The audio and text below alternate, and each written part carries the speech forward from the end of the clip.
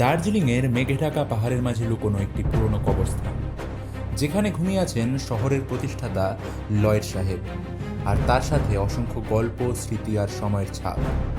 আজ আমরা সেই নীরব পথে হাঁটব, যেখানে অতীত ফিসফিস করে বলে যায়, আমি এখনো আছি।